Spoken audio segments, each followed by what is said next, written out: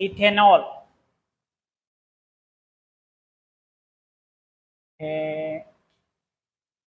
Ethane का जो last वाला ई है उसको हटा करके आपको क्या लगाना है, ऑल, तो नाम हो जाएगा इथेनॉल। ठीक है, और इसका फार्मूला क्या होता है, तो इसका फार्मूला, इथेन का मतलब कितने कार्बन हो गए, 2 कार्बन, C2H5OH। ठीक है ना, 2 कार्बन होंगे इथेन, और OH क्या है आपका, फंक्शनल ग्रुप है, फंक्शनल ग्रुप है ना। आप चाहो तो इसको ऐसे भी लिख सकते हो, CH3CH2OH। सही है, बराबर बैलेंस में। देखो एक कार्बन की कितनी वैलेंसी होनी चाहिए, 4, सबकी बराबर हो रही है ना। ऑक्सीजन के ऊपर नोटिस नहीं करना, ऑक्सीजन ये तो फंक्शनल ग्रुप है। ठीक है, अब इथेनॉल होता क्या है, तो इथेनॉल अपन सामान्य लैंग्वेज में या कॉमन लैंग्वेज में इसको एक शराब, सामान्य शराब होती है ना, वही है एक तरह से शराब। शराब का फार्मूला अगर आपको पूछे तो ये है इथेनॉल। ठीक है, और इसी तरह से इसी का एक छोटा भाई है CH3OH, CH3OH, इसका नाम क्या हो जाएगा, 2 कार्बन वाला था तो इथेनॉल, और 1 कार्बन वाला होगा तो नाम क्या हो जाएगा, मेथेनॉल। ठीक है, तो आपका ये हो गया मेथेनॉल। ठीक है, मेथेनॉल क्या है, तो ये आपकी जहरीली शराब है, वो सामान्य शराब है और ये क्या है, जहरीली शराब। ठीक है,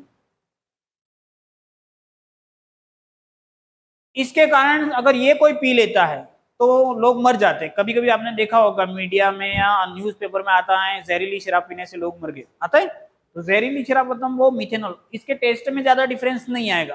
ठीक है, इसकी फिजिकल प्रॉपर्टी को देखोगे तो ज्यादा डिफरेंस नहीं होगा, सेम टू सेम है, इसीलिए कभी कभी लोग इसका सेवन कर लेते हैं और मर जाते हैं। ठीक है, ये भी आपके कहां पे इफेक्ट डालेगा, ब्रेन, ब्रेन के नर्वस सिस्टम के ऊपर इसका इफेक्ट रहता है। ठीक है, और ये जो है ये भी आपके ब्रेन के पार्ट पर डैमेज करेगा, और इसके साथ साथ में ऑप्टिक नर्व, ऑप्टिक मतलब इसका सीधा सीधा ऑप्टिक्स से लेना देना, ऑप्टिक्स मतलब देखने की क्षमता। ठीक है, देखने का पूरा प्रोसेस ऑप्टिक से लेना देना है। ठीक है, तो ऑप्टिक नर्व पे इफेक्ट डालेगा तो क्या आ जाएगा आपका, ब्लाइंडनेस। ब्लाइंडनेस मतलब क्या हो गया, अंधापन। ठीक है, यहां तो ये सेवन करने से अंधापन आ जाता है।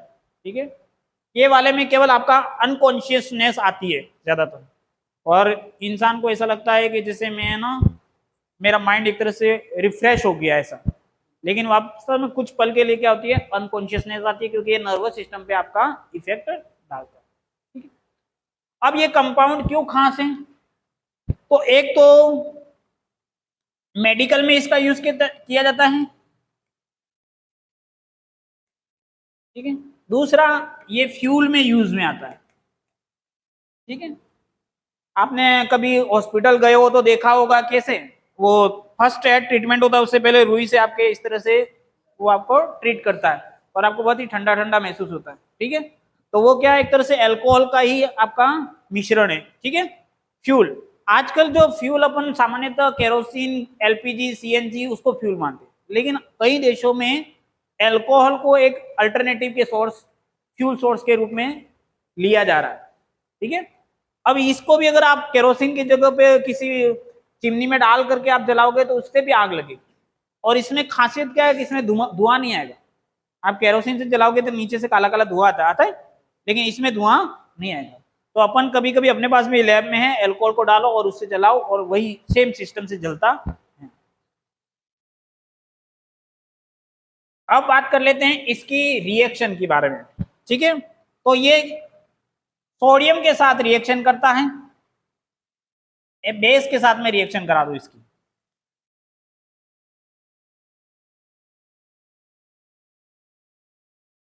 इसकी किसके साथ रिएक्शन है, बेस के साथ। तो हमने ले लिया C2H5OH प्लस NaOH। तो ये क्या है, इसका जो हाइड्रोजन है वो निकलेगा और किससे रिप्लेस हो जाएगा, Na प्लस और OH माइनस। तो ये H प्लस निकला तो H प्लस की जगह पे क्या आ जाएगा, Na प्लस। तो आपका फार्मूला बन जाएगा C2H5ONa, और साथ में आपके क्या निकल जाएगा, वाटर।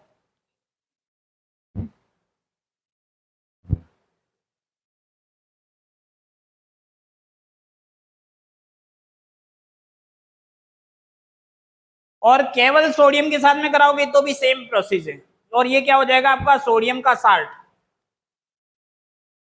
सोडियम साल्ट है ये सोडियम, और इसके ये आयनिक है प्लस माइनस, तो सोडियम साल्ट बन गया। ठीक है,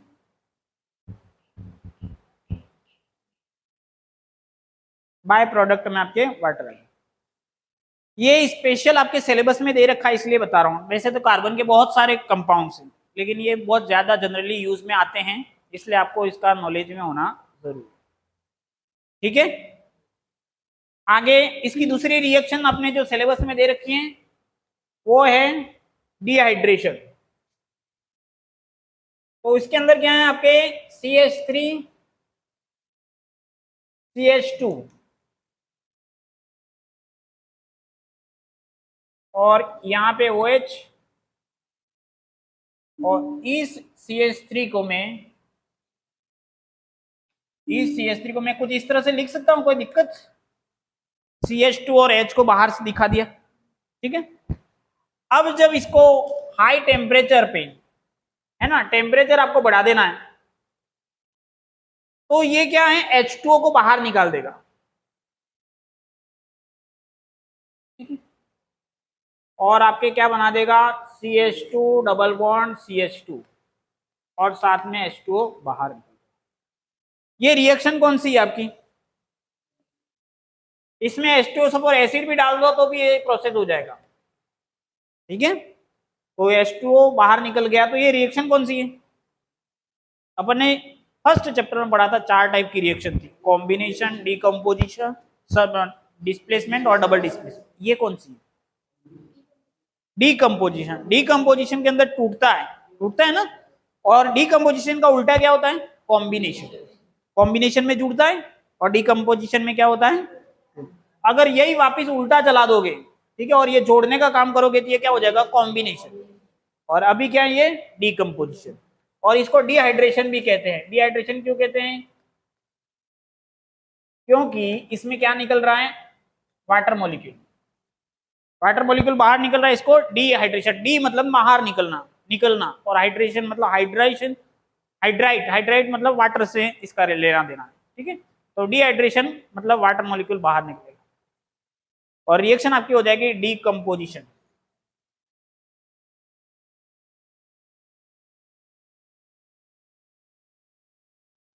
टेम्परेचर आपका हाई टेम्परेचर रहेगा 443 केल्विन। एक बार और देख लेते हैं, हीटर में दिखा ना मेरे को। एसिड 443 केल्विन बराबर है हाई टेम्परेचर, और एसिड आपको डालना है। एसिड यहाँ पे आपका सामान्य तो जो फेमस है H2SO4, वो भी कौन सा, कंसंट्रेट। कंसंट्रेट और डाइल्यूट भली बात आप जानते हो ना, डाइल्यूट किसको बोलते हैं, डाइल्यूट किसको बोलते हैं, डाइल्यूट में वाटर मिल जाता है और कंसंट्रेट में वाटर नहीं रहता। तो ये हमारा पहला कंपाउंड हो गया इथेनॉल। ठीक है, इसकी 2 रिएक्शन दे रखी हैं, इसका फार्मूला देखना है, और इसका इंपैक्ट हमारे लिविंग ऑर्गेनिज्म में क्या इंपैक्ट आता है। ठीक है, तो ये आपके नर्वस सिस्टम पे इफेक्ट डालता है, और ये इससे क्या होता है, व्यक्ति या कोई भी लिविंग ऑर्गेनिज्म होगा तो वो क्या हो जाएगा, अनकॉन्शियस हो जाएगा। ठीक है, अगर इथेनॉल की जगह मिथेनॉल का यूज किया गया तो ब्लाइंडनेस आ सकती है। ठीक है, और फ्यूल के रूप में भी इसका यूज किया जाता है। ये मोटी मोटी 2-4 बातें थी इसकी। सेकंड स्पेशल कंपाउंड जो आपके सिलेबस में दे रखा है वो कौन सा है, ethanoic acid. Ethanoic acid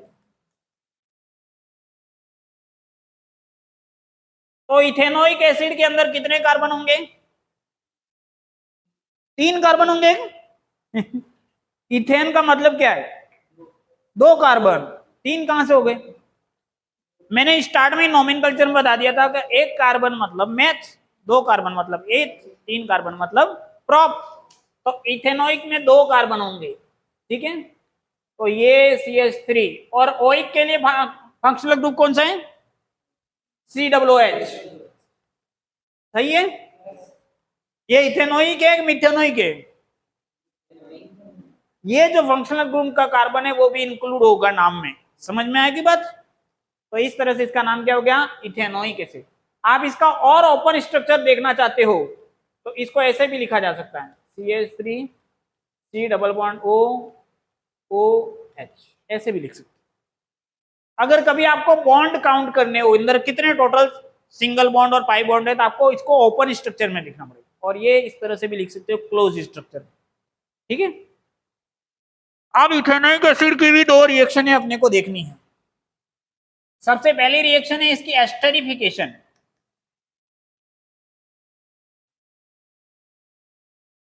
esterification इसकी ये नाम वाली रिएक्शन है, इसलिए आ सकती है कभी कभी, ठीक है। वैसे बच्चों को रिएक्शन याद करने में बड़ी दिक्कतें आती हैं, ठीक है।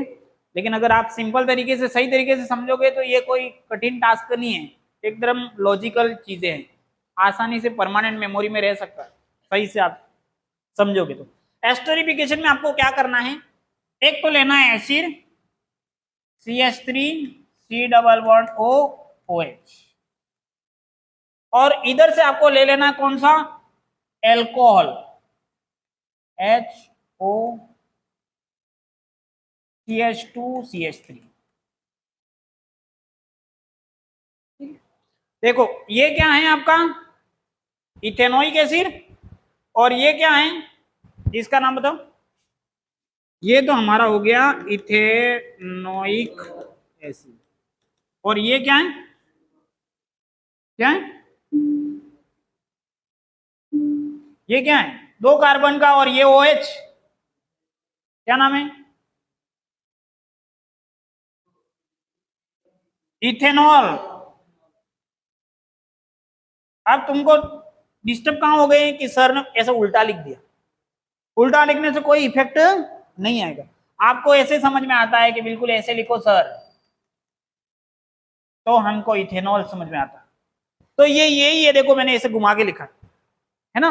तो इस तरह से आपको कंफ्यूज नहीं होना, थोड़ा सा ध्यान पूर्वक देखोगे तो समझ में आ जाएगा, ठीक है। और इस तरीके की एक्टिविटी करोगे तो अभ्यस्त हो जाओगे।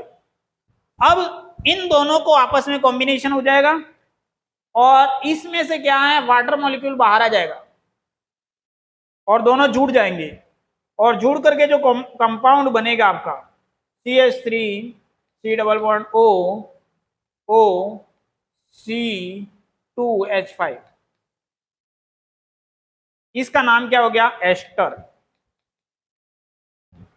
इस ग्रुप का नाम क्या है? एस्टर। बस एक बार ही आएगा, आगे उच्च कक्षाओं में हायर क्लासेस में जब जाओगे तो ये भी एक पूरा चैप्टर लेकर आएगा, लेकिन हमारे पास में केवल इसका इंट्रोडक्शन ही है, केवल एक बार ही आ रहा है, ठीक है। एस्टर, साथ में क्या निकलेगा? बाय प्रोडक्ट में आपका H2O, क्या निकलेगा? H2। तो जिसमें भी H2 बाहर निकलता है उस टाइप की रिएक्शन को अपन डिहाइड्रेशन भी कहते हैं। क्या कहते हैं? डिहाइड्रेशन। डिहाइड्रेशन मतलब हाइड्रोजन एक्वा मॉलिक्यूल या वाटर मॉलिक्यूल क्या है? रिमूव होता है रिएक्शन के दौरान।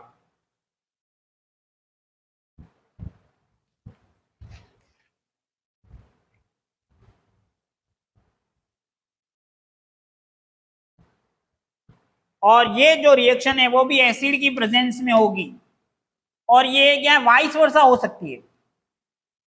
वाइस वर्सा मतलब रिवर्सिबल है, दोनों तरफ चल सकती है, इधर भी चल सकते हैं इधर भी चल सकते हैं, 2 डायरेक्शन। वो कंडीशन बदलते हैं वापिस टूट। अगर ये जुड़ रही है तो ये क्या है? कॉम्बिनेशन है, और टूटेगी तो क्या होगा? डिकम्पोजिशन। ऐसे इसको स्पेसिफिक करोगे ना तो ये डिहाइड्रेशन में मिलेगा। दूसरी बात, एसिड हमेशा क्या निकालता है? H+। क्या निकालता है? और बेस होता है वो क्या देता है NaOH माइनस।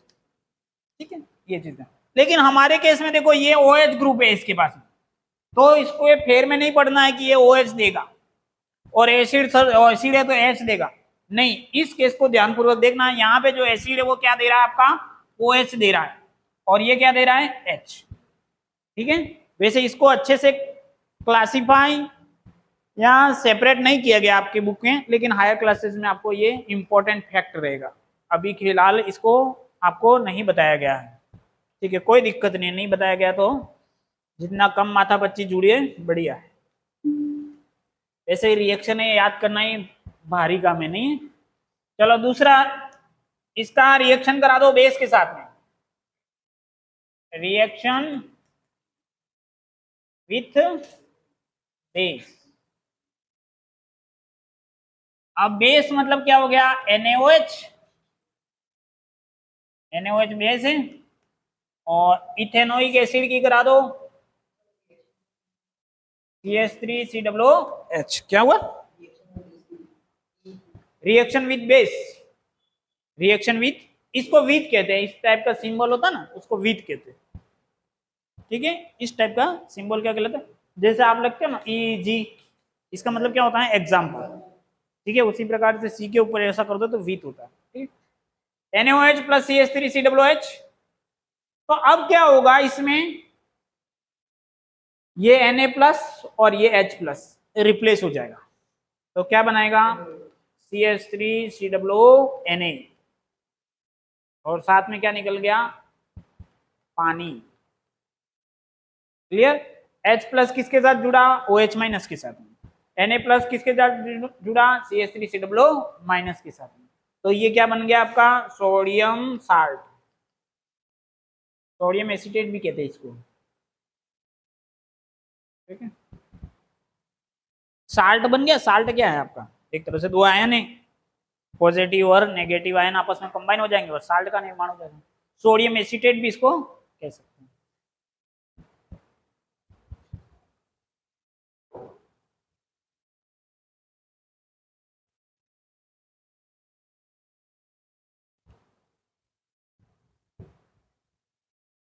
हो गया। थर्ड, इसके अंदर तीन रिएक्शन दे रखे हैं। तीसरी रिएक्शन है रिएक्शन विथ कार्बोनेट।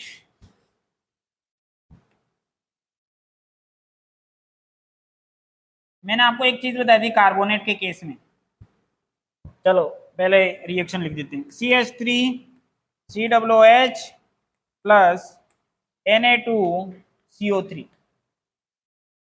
जब भी कार्बोनेट होता है तो क्या बाहर निकलता है, CO2। कुछ चीजें हमेशा दिमाग में फिक्स्ड कर दिया करो, तभी आपको रिएक्शन बनाने में आसानी होगी। एक, जब मेटल एसिड के साथ संपर्क में आता है क्या निकलता है, हाइड्रोजन गैस। ये ध्यान रखना, चाहे वो मेटल कोई सा भी हो, क्या निकालेगा, हाइड्रोजन गैस। दूसरी बात, कार्बोनेट होगा तो क्या निकलेगा, CO2। कंबंशन होगा तो क्या निकलेगा, कंबंशन में भी CO2 बनेगा। कार्बन ऑक्सीजन के साथ रिएक्शन करके क्या बनाएगा, CO2, हीट और लाइट निकलेगी कंबंशन के। ठीक है, रिएक्शन भी फिक्स है। एडिशन रिएक्शन को अपन क्या कहते हैं, कॉम्बिनेशन रिएक्शन। कॉम्बिनेशन का उल्टा क्या हो जाएगा, डिकम्पोजिशन। ठीक है, इस तरह से कुछ एक बेसिक चीजें हैं वो आपके दिमाग में फिक्स्ड आपको करनी पड़ेगी। तो अब अपने पास जब इसको आपको पता है कि आपको एक तो निकालना ही है, CO2 निकाल दिया, ठीक है, बाकी रेस्ट पार्ट वैसा वैसा वापिस करो। CH3COONA बनेगा प्लस पानी बनेगा और CO2 बन गया। रिएक्शन बैलेंस नहीं है तो बैलेंस करो।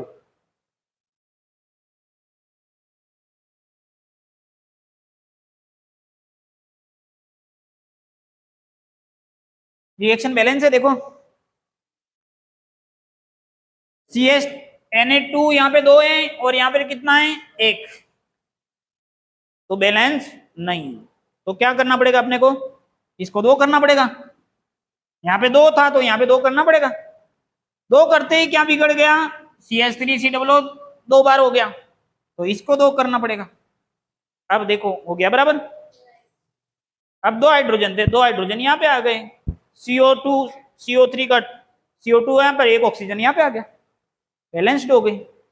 तो इसका नाम क्या है आपका, कॉमन नेम क्या है? Baking soda. ताल में ताल मत मिलाओ, वॉशिंग सोडा। ठीक है, ध्यान पूर्वक, वॉशिंग सोडा ये अपन पढ़ा चुके हैं। ठीक है, लेकिन इसके साथ में एक क्रिस्टलाइन वाटर रहता है। कितना क्रिस्टलाइन वाटर रहता है? 10H2। ठीक है, बहुत बढ़िया। चलो, उसी प्रकार से हम, इसका नाम क्या हो गया? Baking soda. और दूसरा नाम क्या है? Sodium bicarbonate. इसमें हाई और बाई आएगा, इसमें नहीं आएगा। ठीक है, दोनों में इतना। ये क्या है, स्ट्रॉन्ग बेस है कि वीक बेस है? वीक बेस बेकिंग सोडा है। तीनों में भी आपके यूज में आता है, एसिडिटी दूर करने में भी काम में आता है, पुड़िया फुलाने में, केक फुलाने में, सब में ये काम में आता है। तो फुलाता कैसे है ये? निकालता क्या है? CO2। CO2 गैस निकलेगी तो आपके पूड़ी वगैरह सब फूलेगी, है ना।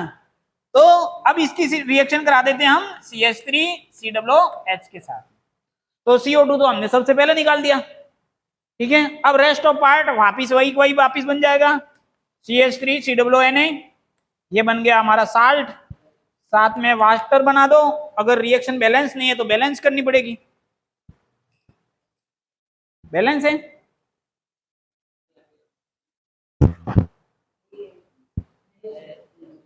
बैलेंस है। क्या दिक्कत आ रही है? बैलेंस है। कभी कभी तैयार भी मिल जाती है ना। ऐसा दिमाग में मत सोचना कि सर बैलेंस करनी पड़ेगी, ऐसा नहीं। कभी कभी तैयार भी मिल जाती है। ठीक है, ये ऑलरेडी बैलेंस्ड में है। इस तरह से हमारे दोनों स्पेशल कंपाउंड हमने यहाँ पे पढ़ लिए। पहला कौन सा पढ़ा था अपन ने? इथेनॉल। और दूसरा कौन सा है? Ethanoic acid.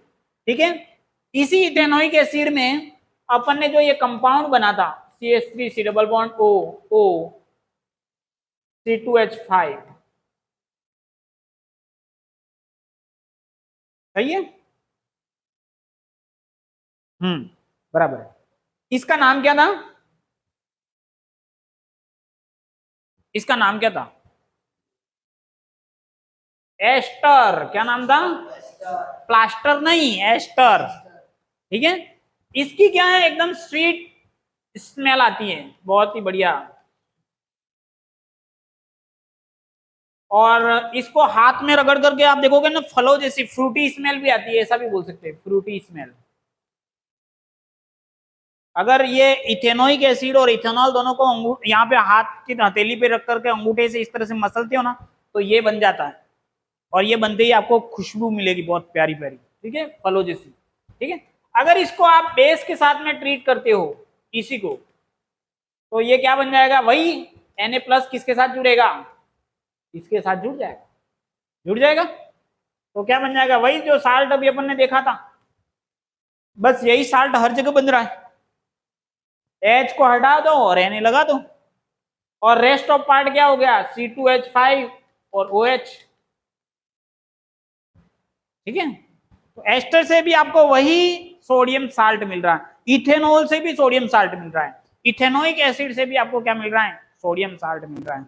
एस्टरिफिकेशन बहुत प्यारी रिएक्शन है, बहुत ही फेमस रिएक्शन है। इसके अंदर बहुत प्यारी खुशबू आती है, फलों जैसी खुशबू आती है। ठीक है, ये जो जो मेन मेन चीजें थी दोनों स्पेशल कंपाउंड के बारे में आपको बता दी गई है। ठीक है, चलो आगे चले। अब हमारे सामने आगे नया टॉपिक है, soap and detergent.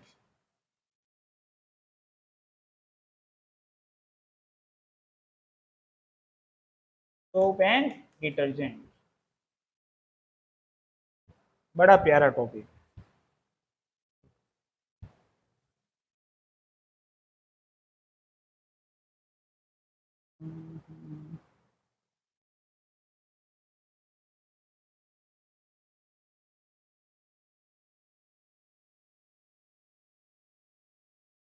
Soap and detergent क्या होता है? सोप और डिटर्जेंट के बारे में अपन थोड़ा सा डिस्कस यहाँ पे करेंगे।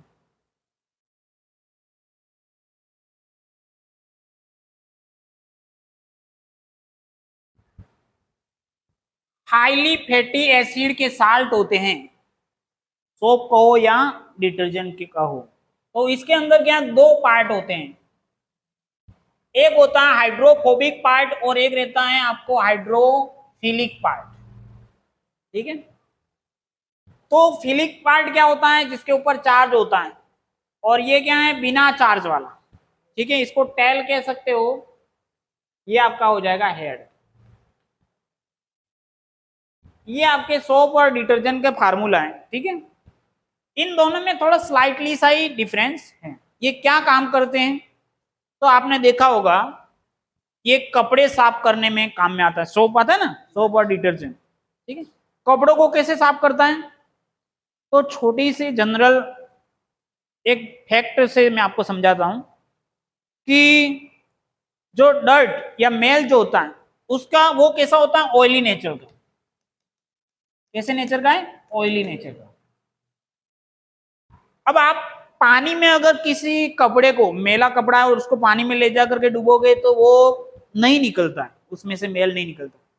क्यों नहीं निकलता है, क्योंकि ऑयल है वो वाटर के अंदर सोल्यूबल नहीं है। ठीक है, ऑयल अगर आपको नहीं पता चले तो ऑयल में, पानी के अंदर ऑयल डाल के देखो, आपके घुलेगा नहीं। तो जो ऑयल है अगर कपड़े पे लगा हुआ है और अगर तुम बिना सोप के उसको पानी में से खगालने की कोशिश करोगे तो कपड़ा उतना अच्छा से साफ नहीं होगा। लेकिन जिस एक ग्लास में जिसमें आपने पानी डाला है उसमें ऑयल भी डाला हुआ है, दोनों सेपरेट सेपरेट हैं, लेकिन इसमें तुमने थोड़ा सा सोप डाल दिया अंदर। क्या डाल दिया, सोप, तो ये पूरा घुल जाएगा, अंदर मिक्स हो जाएगा।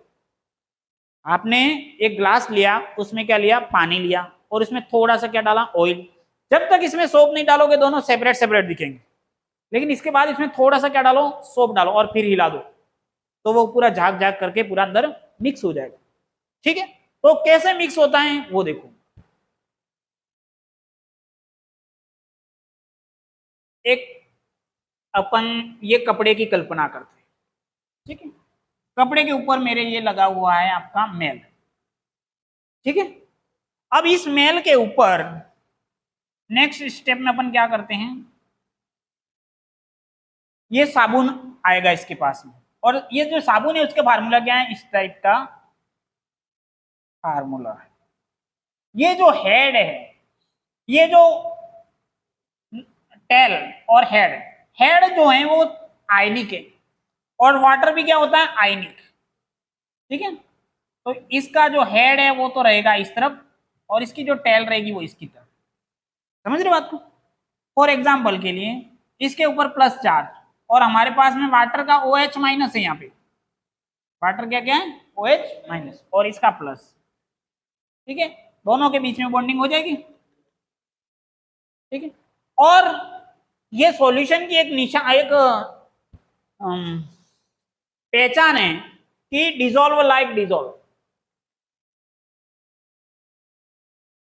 Dissolve like dissolve. इसका मतलब है जो जैसा होता है उसमें घुलता है। आयनिक आयनिक में घुलता है, जैसे नमक है वो पानी में घुलता है, क्योंकि वाटर भी क्या आयनिक है और नमक भी क्या है, आयनिक है, दोनों एक दूसरे में घुल जाते हैं। तो ये ऑयल जो है वो क्या है आपका, नॉन पोलर है। क्या है, नॉन पोलर। और ये जो टेल है वो भी क्या है, नॉन पोलर,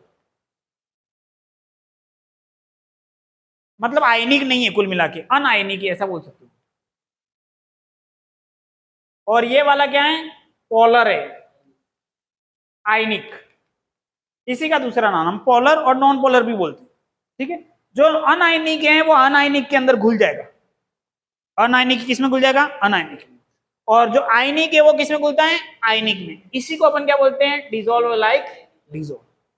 अब तुम नमक को पानी में घोलोगे तो घुल जाएगा, लेकिन नमक को तुम किसमें डालोगे, ऑयल में डालोगे तो नहीं घुलेगा, पेट्रोल में डालोगे तो नहीं घुलेगा। शक्कर भी अगर आप उस तरह से ट्राई करना चाहो तो घर पे ट्राई करना। ठीक है, अब कैसे घुलता है, जो आयनिक पार्ट है या पोलर पार्ट है उसने तो किससे रिलेशन बना दिया, वाटर के मॉलिक्यूल से रिलेशन बना लिया, लेकिन इसने कहा रिलेशन बना दिया, इस ऑयल से या डर्ट से। ठीक है, तो इसी तरह से दूसरा मॉलिक्यूल, इतने बहुत सारे मॉलिक्यूल रहेंगे, इस तरह से प्रोसेस होगा। फिर ये तीसरी स्टेप में ये क्या रहेगा, इसको और घेराबंदी करेगा, ज्यादा संख्या में आएंगे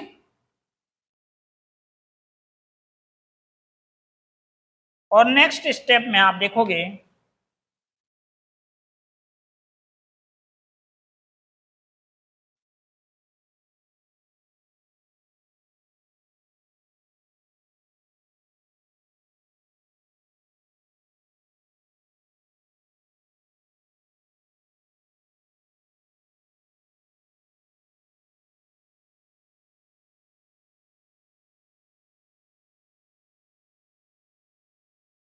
ये क्या है, इसके अंदर घुल गए तो इसके साथ जुड़ जाएंगे। ठीक है, जुड़ते जितने भी हैं जुड़ेंगे, नीचे से भी आकर के जुड़ेंगे और फिर इसको क्या करेंगे, सेपरेट करेंगे कपड़े से। ठीक है, और ये फिर किसके साथ जुड़ जाएंगे, वाटर के साथ में, ये वाटर के साथ में जुड़ जाएंगे। क्यों, क्योंकि ये पोलर पार्ट है, ये प्लस है तो ये क्या है minus, plus minus plus minus. तो आयनिक आयनिक के साथ जुड़ गया और अनायनिक अनायनिक के साथ में, या दूसरे शब्दों में कहे तो नॉन पोलर में, पोलर पोलर में। और अपना जो सिद्धांत है डिसोल्व लाइक डिसोल्व, इस तरह से ये ऑयल की या जो मेल था उसको इन्होंने पकड़ करके बाहर निकाल दिया। और ये पूरा प्रोसेस क्या कहलाता है आपका, मिसेलाइजेशन। क्या कहलाता है, मिसेलाइजेशन।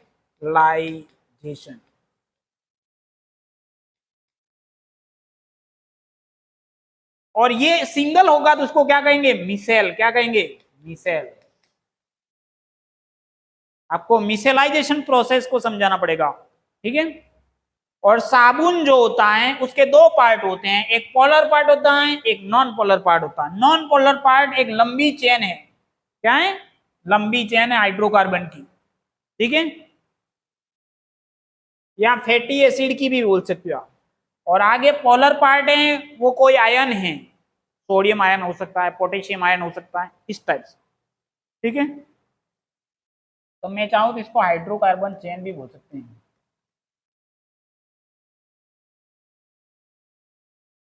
Hydrocarbon chain.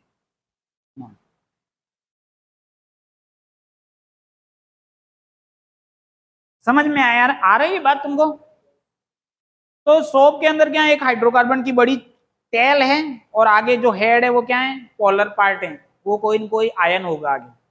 ठीक है, पीछे वाला पार्ट नॉन पोलर, आगे वाला पोलर पार्ट। ठीक है, इसका फार्मूला लिखोगे तो एक बड़ा सा फार्मूला होगा, कार्बन की चेन बनानी पड़ेगी। कितने कार्बन तक, 17 कार्बन 16 कार्बन वहां तक। ठीक है, और फिर 16 कार्बन की चेन बनेगी इस टाइप से, और फिर आगे COO और फिर Na इस टाइप से। ठीक है, तो इतने 16 कार्बन बना